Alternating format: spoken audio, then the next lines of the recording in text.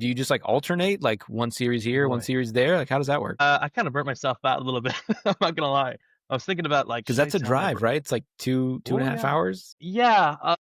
The high wheelers were very nice and they're very accommodating and they gave me a lot of really they made a lot of really sweet offers to me and like, hey, how can we get you out here as much as possible?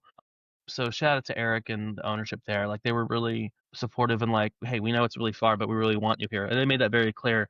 And yeah, so sometimes I would stay up in Yuba City or Marysville. Sometimes I would stay in Roseville here with my parents. And so what I would do is I would switch off every other week, ballers one week, high wheelers the other. Because most of the time, and unless they were playing each other, they would have home series trade off. The only exception was the last week when I had a few, like, well, we had the ballers last week of the season and at the end of the week, I went to Seattle for the 49ers game. And also, like, I have a job in the city. I was taking a lot of time off for KLW. They weren't very pleased. So I had to kind of like, go back and like do that last week because they were like, hey, we're getting mad.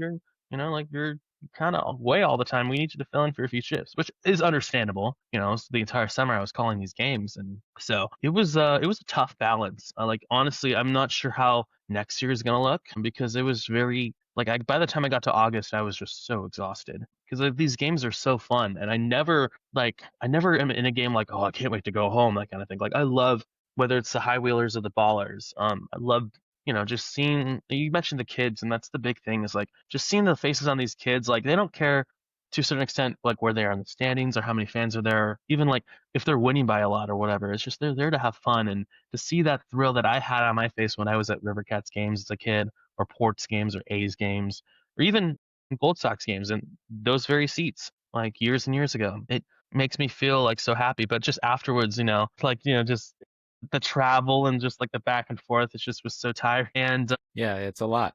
it's a lot. Yeah. And I'm glad I did it though. I'm glad that I was able to work, and just kind of go back to a big part of my childhood as well as work in Oakland with a team that I have to say is everything I would ever want in a baseball team, the Oakland Ballers, as far as, replacing the A's and being better than the A's. Not like on the Yeah, field, but like just in general, you know?